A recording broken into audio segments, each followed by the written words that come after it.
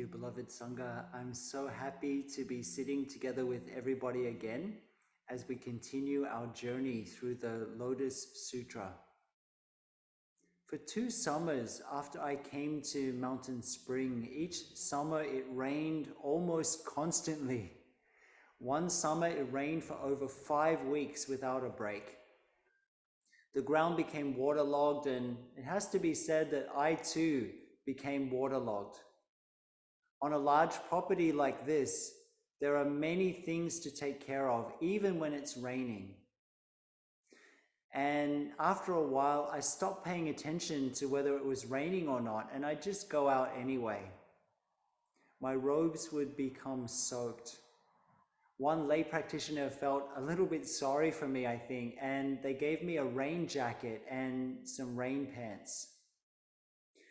These pants and jacket form an almost impenetrable barrier to the rain that comes in. The water just rolls off. In Buddhism, there's a beautiful teaching called permeation.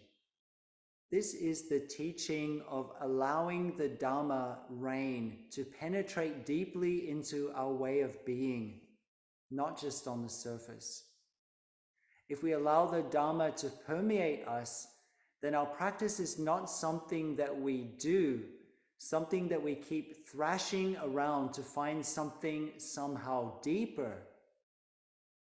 It's an expression of who we are. It's the way we breathe. It's the way we move. It's the way we interact with that which we call the world. One thing that we may discover if we're lucky enough is that often we begin with this idea that wisdom or insight has to be complicated somehow. That the so-called advanced practices must be very complicated. This is due to our habitual way of thinking, our deep-seated tendency to mistake cogitation and mental gymnastics for insight. One of the most important steps for a practitioner is to cultivate the capacity to stop running around looking for this and that condition, this and that teaching that'll finally, or so we think, give us the thing that we so desperately think that we lack. It's a wonderful thing to be focused on the Dhamma, but it's a very subtle thing to recognize for ourselves, as our teacher Tay has shared with us so many times, that in fact we already have more than enough conditions to wake up. To recognize that if we're not careful, this running around can actually be a manifestation of craving. The most important and real work of a practitioner, in my view, is not to keep running around desperately after this book, that teaching, that course that will finally bring it together for us, but rather to turn towards our experience, our breath, our step. Notice how things come to be, and in our own life, in those simple experiences, to discover the truth of the Dhamma for ourselves. Now, this is really unglamorous, but to me, it's the fundamental basis for the development of insight. When we have that basic orientation and foundation, then to me, we have the conditions to be able to actually receive deeply the teachings that we come into contact with and come to an understanding of how to apply them from within our own experience and within the context of our own lives. In fact, this quality of permeation is one of the basic characteristics of the Dhamma. This is Dhamma in its original sense, not as a set of techniques or information, but rather as a way of moving through the world as a way of practice. Many years ago in Deer Park Monastery, I was walking down to the meditation hall in the early morning. In the late summer, Actually, it's in the late spring. In the late spring and the early summer in Southern California, there are often heavy mists and marine layers that linger throughout the morning. Walking down to the meditation hall, I was surrounded by this fog, this mist. When I arrived at the meditation hall, the dampness from the fog had permeated my robes, and my robes were wet. This didn't require any effort on my part. I was simply walking mindfully to the meditation hall. The fog was doing its thing, and I was doing my thing. But there was this quality of mutual interpenetration. And this is one of the great insights, both of the Avatamsaka Sutra and of the Lotus Sutra, that all phenomena mutually depends on each other. They co-arise together and in fact mutually interpenetrate. In the Plum Village tradition, we call this interbeing. In the West, we've been very well trained to think, and it has to be said that the nature of our cognitive mind is to separate things into pairs of opposites. There's this, there's that. And those two things are quite separate from each other with this way of looking.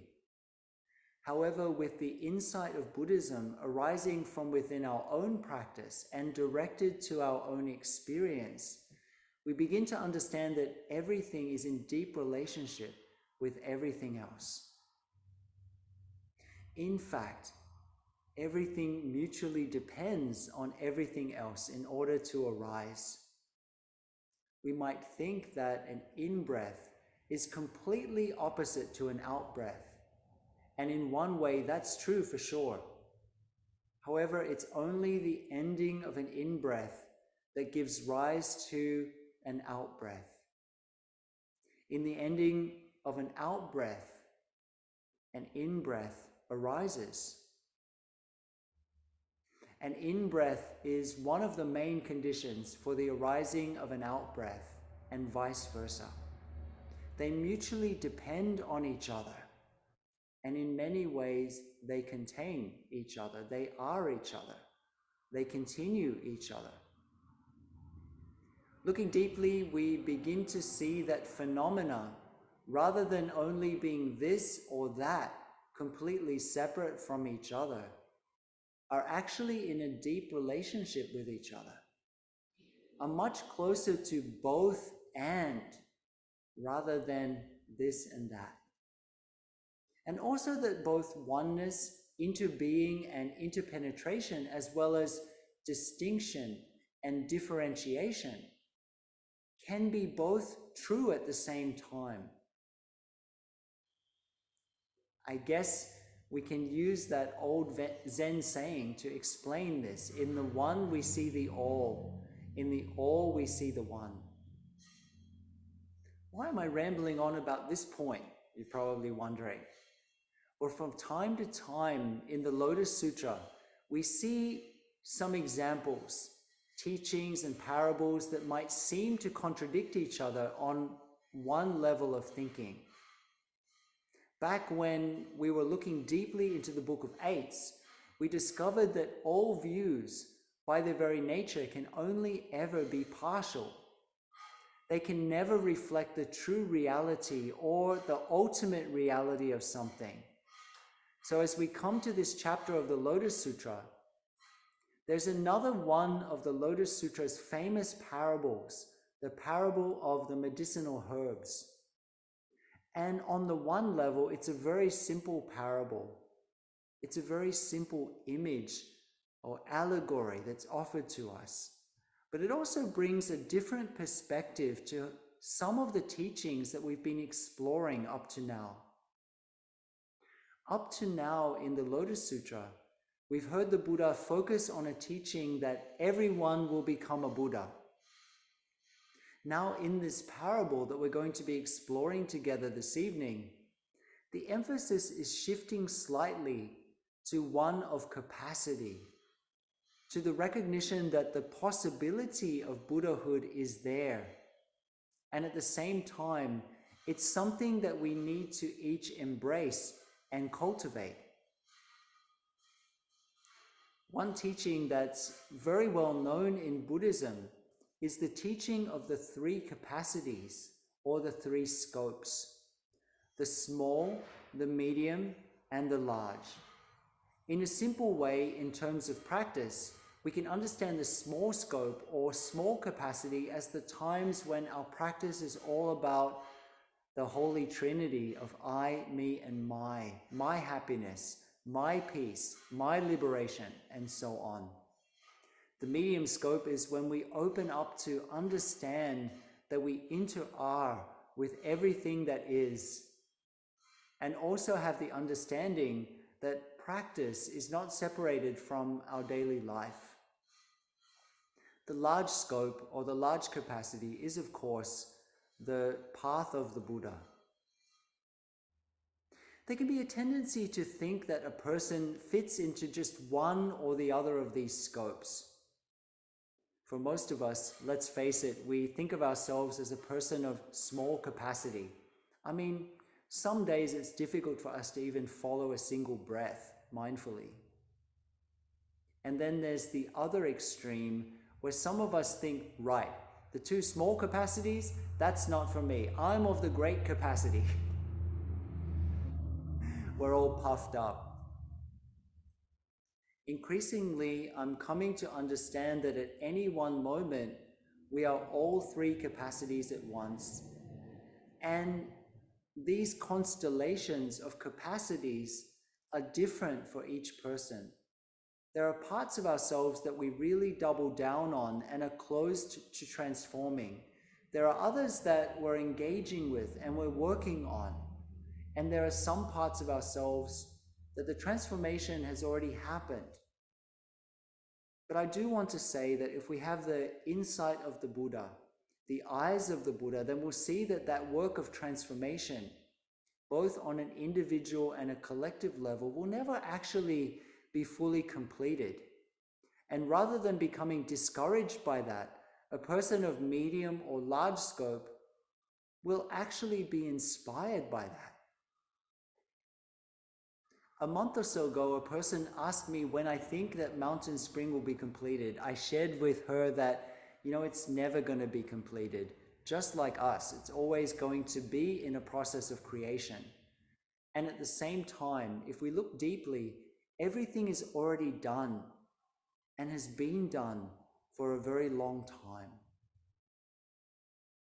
Let's have a sound of the bell.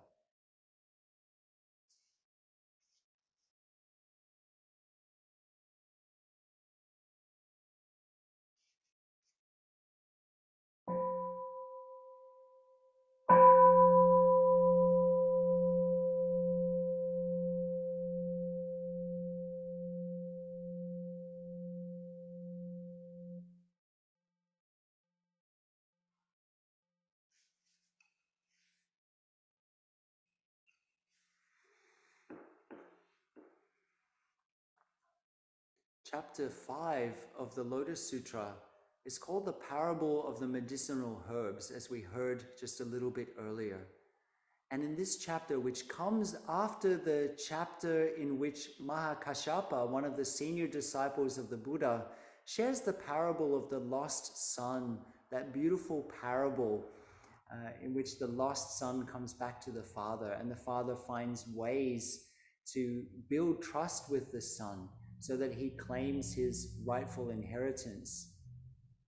In this chapter, we're offered the analogy of a great cloud that covers and showers rain down equally on all kinds of plants and trees, but that each one grows differently according to its individual nature and capacity, and I would say aspiration. I think it would be nice to hear a direct excerpt from the sutra. At that time, the world-honored one told Mahakashyapa and all the great disciples, "Good indeed, well done, Kashyapa. You've done well at describing the real blessings of the Tathagata. You should know that nothing the Tathagata teaches is empty. He preaches all teachings through a wise use of skillful means. Everything he teaches leads to the ground of comprehensive wisdom. He sees where the teachings lead and also understands the innermost workings of human beings. Suppose that in the 3,000-fold, great thousand-fold world, growing on mountains, along rivers and streams, in valleys and in different soils, there are plants, trees, thickets, forests, and medicinal herbs of various and numerous kinds, with different names and colors. A dense cloud spreads over all of them, covering the whole 3,000-fold, great thousand-fold world, and pours rain down on all equally and at the same time. The moisture reaches all the plants, trees, thickets, forests, and medicinal herbs with their little roots, little stems, little branches, medium roots, medium stems, medium branches, their big roots, big stems, big branches, and big leaves. Every tree, large or small, whether it's superior, middling, or inferior, receives its share. The rain from the same cloud goes to each according to its nature and kind, causing it to bloom and to bear fruit. Though all grow in the same soil and are moistened by the same rain, these plants and trees are all different. You should understand that the Tathagata is like this. He appears in the world like the rising of a great cloud and extends his voice over this world with all of its beings, just like the great cloud covering the entire world. The Tathagata, observing the tendencies of living beings, whether they are dull or sharp, persevering or lazy, teaches the Dhamma to them in a myriad of ways so that all rejoice and are greatly enriched. It's just like the great crowd that rains down on all the different types of plants, and each receives moisture equally according to its capacity, so it grows and develops. So too does the Dhamma of the Tathagata only have one flavor and character, that of liberation, disenchantment, and extinction. The Buddha's unbiased teaching is like the one rain of one flavor. And now the message is repeated in verse form, the verses being, according to some scholars, perhaps the oldest part of the Lotus Sutra, with the prose section coming later. I am the Tathagata. I appear within the world like a great cloud, moistening all the dried out living beings, so that they all leave suffering and attain the joys of peace and comfort, both joys in this world and the joy of liberation. Humans and heavenly beings, give me your full attention. Listen single-mindedly and well. For the sake of the assembly, I speak, the sweet dew of pure Dhamma, the Dhamma of a single flavor, the flavor of liberation. Using a wondrous sound, I proclaim this principle, constantly creating the causes and the conditions for the great vehicle. I contemplate all everywhere as equal, without this or that. I have no interest anywhere in favoring one over another, or in cherishing one and hating another. Constantly for everyone, I speak the Dhamma equally, as I would speak to a single person. I would do the same for the multitudes. I've never done anything else. Coming, going, sitting and standing, I never grow weary or downhearted. I've nourished the entire world like the moisture of the universal rain. For the noble, the lowly, the superior and inferior, those who keep precepts and those who break them, those of great character and those not perfect, those with right views and those with wrong views, the sharp-rooted, the dull-rooted, I send down equally the Dharma rain and never grow weary or neglect anyone. All living beings dwelling on various levels who hear my Dharma receive it according to their capacity. They may dwell among humans or heavenly beings, or wheel-turning sage kings, Shakya or Brahma kings. These are the small medicinal herbs. Those who know the flawless or non-outflow Dharma and attain nirvana, giving rise to 6 spiritual penetrations, and attaining the 3 kinds of divine knowledge, seeing anything everywhere, remembering past lives and eradicating illusions.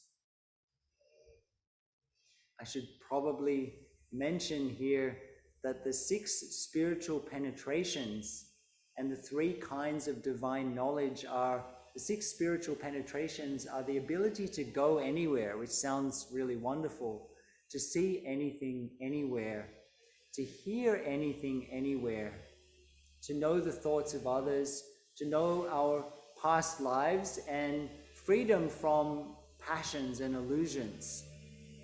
I have a story about my grandmother, speaking of hearing anything anywhere. She had an incredibly powerful sense of hearing. We sometimes would try in the house to do something incredibly quiet, but she would always hear it and always ask us what we were doing. It didn't matter if it was completely at the other end of the house, she would hear it. So I'm not saying that that's the divine ear knowledge, but it's a little bit like that. And then the 3 kinds of divine knowledge are seeing anything anywhere, remembering past lives, and eradicating illusions. And then the verses continue, dwelling alone in mountain groves, constantly practicing meditation and becoming Pracheka Buddhas. These are the middle-sized herbs. Those who seek to become like the world-honored ones, saying, I will become a Buddha, they persevere and practice meditation. These are the superior herbs. Further, those children of the Buddha who turn their minds to the Buddha way, always practicing compassion, rest assured they will become Buddhas. These are called the small trees. Those who dwell in spiritual penetrations, turning the irreversible wheel, liberating limitless living beings, such bodhisattvas are called great trees. The Buddha's teaching is like the rain of a single flavor. According to living beings' capacities, they receive it differently, just as those herbs and trees, each receives a different measure. The Buddha uses this analogy to instruct using skillful means. Even though using various phrases and in various ways, he teaches and proclaims a single Dharma, which in the Buddha's wisdom is like a drop within the sea.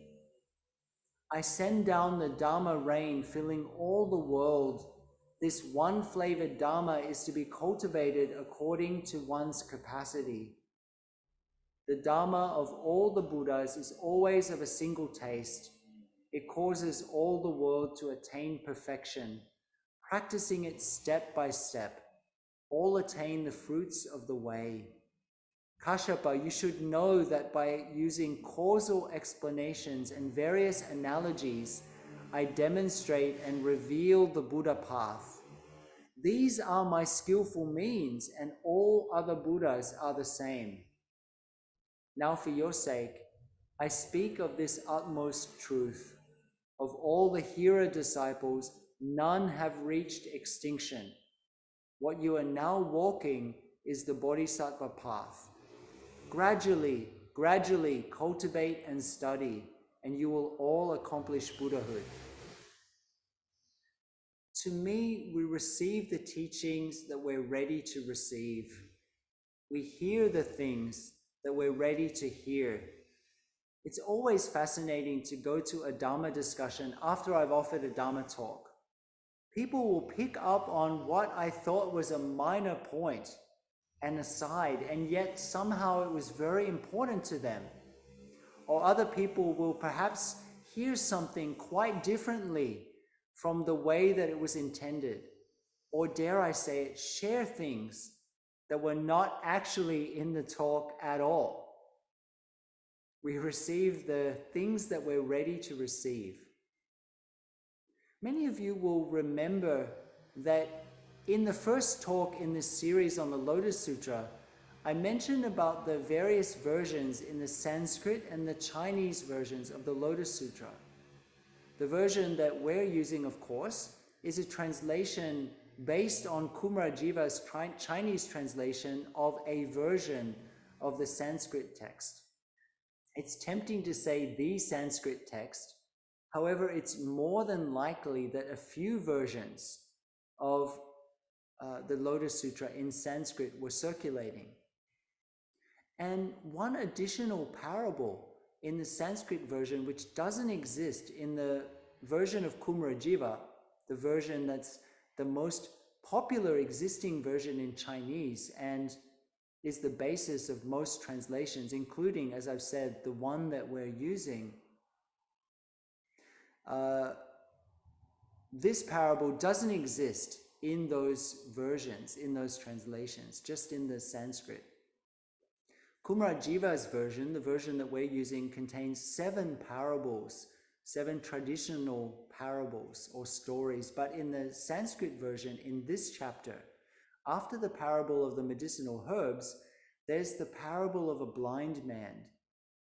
I'm not really sure, we're not really sure at all why Kumarajiva left it out. It may not have existed in the version that he based his translation on, or perhaps it was an editorial decision. An editor's job is a hard one. I've just received back an edited draft of a manuscript for what might become my next book, and the editor has redlined and struck out entire sections. So Kumarajiva might have done the same thing. Personally, my intuition is that given the standard of Kumarajiva's work, I'm of the opinion that it's most likely that the version of the Sanskrit root text that he based his translation on did not contain this parable. So the parable goes, and I'll read it, an excerpt from it. It goes like this. When that had been said, Kashyapa said to the Blessed One, "But if, O Blessed One, the beings who have liberated themselves from the triple world are of different natures and capacities, is their nirvana, is their liberation 1 or 2 or 3? And the Blessed One said, "Nirvana, you see, Kashyapa, comes from an understanding of the sameness of all dhammas. And it is 1, not 2, and not 3. For this reason, I'll share a parable with you. Suppose that there's a person born blind. They speak as follows. There are no beautiful or ugly shapes. There are no people who've seen beautiful or ugly shapes. There's no sun or moon. There's no stars. There's no planets. Nor are there any people who have seen such things." Then other people who can see respond to the blind person saying, "There are beautiful and ugly shapes. There are people who can see beautiful and ugly shapes. There is, of course, a sun and a moon. There are stars, there are planets, and there are people who see these things." But the person born blind doesn't believe these people, nor do they accept what they say. So now there's a certain physician who knows all ailments. He sees that person born blind, and the following occurs to him. This man has fallen victim to an ailment, and the physician thinks again and again of a way to put an end to that ailment. The following occurs to him. Whatever drugs are current, with them this sickness can't be treated. But in the high mountains, there are 4 medicinal herbs that can heal this sickness. Then that physician, showing compassion for that person born blind, thinks of a way to go to the high mountains, and having arrived, climbs the high mountains and searches them thoroughly. Searching in this way, he finds the herbs, and having found them, he gives them to the blind person. Then that blind person, through the application of those herbs, regains their sight. Having regained their sight, they see externally and internally, far and near, the light of the sun and the moon, the stars, the planets, and all shapes. And they shout out, "Oh, what a fool I was in not believing those who spoke to me earlier, in not accepting what they said. I now see everything. I'm released from blindness. I've regained my sight. I can now see as well as others." But then at that time, there are wise people. They address that man as follows: "You've merely regained your sight, but you don't actually know anything. Why are you so arrogant?" They speak to him in this way: "When you can't see or experience any of those things, any of the things that we wise people can experience, how can you say, 'I see everything'? Very well then, mistake light for darkness and darkness for light, if that's what you want." Then that person addresses those wise people as follows: "By which way, by doing what thing can I acquire such wisdom? By which manner can I acquire these qualities?" And these wise people then tell the person the following: "If you wish them, then contemplate the Dharma. In that way, endowed with pure qualities, you'll acquire the various kinds of insight knowledge." Then that person, having understood that teaching, goes forth, dwelling in concentration, leaving behind worldly desires. They gain the 5 kinds of insight knowledge. And having acquired the 5 kinds of insight knowledge, that person is then freed. This parable has been designed in this way, Kashyapa, in order to set forth the following meaning. This, moreover, is the point to be seen in it. By those born blind are meant the beings dwelling in the round of the 6 destinies, who don't know the true Dharma, and who keep augmenting the darkness of their own dukkha, their own samsara. For they're blind with ignorance, and being blind with ignorance, they heap up predispositions, samskaras, and going back again and again to predispositions, to name and form, and so on, until this great mass of suffering has taken shape. In this way, the beings blinded by ignorance keep themselves stuck in the round of transmigration, the round of samsara. But the Tathagata, having himself escaped the triple realm, generates compassion, showing compassion as would a father for a dear and only child. And as he leaves the triple sphere, he beholds the beings tumbling about in the round of transmigration and sees that they're not aware of an exit from the round. Then the Blessed One sees them with the eyes of wisdom. To these beings, the Tathagata, through his skill in devising skillful means, demonstrates the 3 vehicles. Thereupon, as did those wise people with the 5 kinds of insight knowledge and pure vision, so too the bodhisattvas intuit with the intuition of unexcelled and proper enlightenment, producing thoughts of enlightened intuition and understanding the doctrine of unproduced dharmas. The Tathagata is to be seen as the physician, just as was that congenitally blind person, so are living beings blinded by delusion to be viewed. Whatever medicines are applied, then are the ailments healed. In the same way, by realizing emptiness, wishlessness, signlessness, living beings will transform their ignorance. From transforming ignorance comes transforming formations, and so on, until the transformation of this whole round of suffering is achieved. And in this way, the thought of the real practitioner stands in neither good nor evil.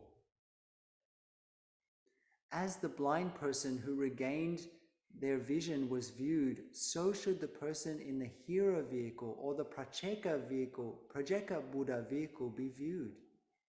Released from the bonds of internal formations, the person in the vehicle of hearer thinks and voices the following: there's no more dharmas to be discovered.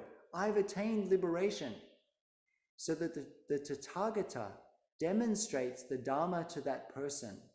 Since you have not attained to all the Dharmas, where does your liberation come from?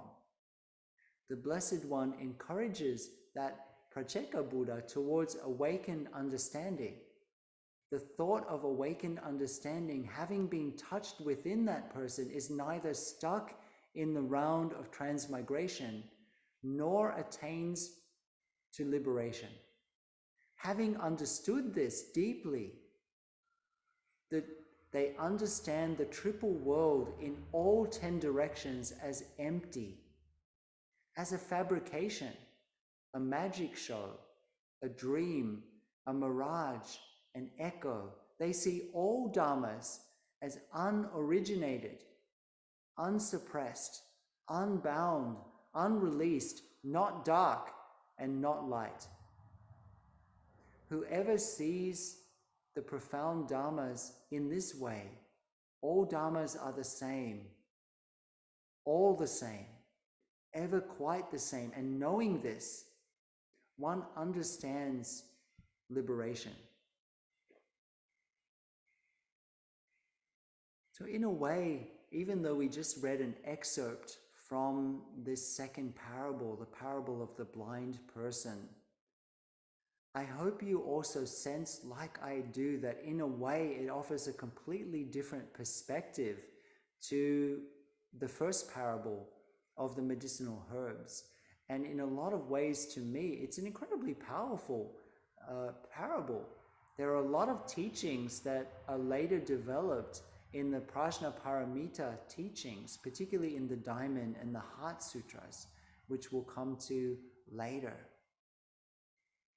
And for all of us this month, as we walk with and as we sit with, as we breathe with this parable of the medicinal herbs, it might be a wonderful practice to spend some time and reflect on the parts of our lives that we've allowed the Dharma rain to sink in, and what kind of Dharma rain. And also to consider whether there are areas of our life or our being that we just let it roll off. Also, what is the Dharma rain nourishing in us exactly? What are you nourishing exactly? In this way, perhaps over this next month, we'll have a number of discoveries. So I hope, dear beloved community, that you have gotten something out of this short talk this evening. We'll come to a close with 3 sounds of the bell.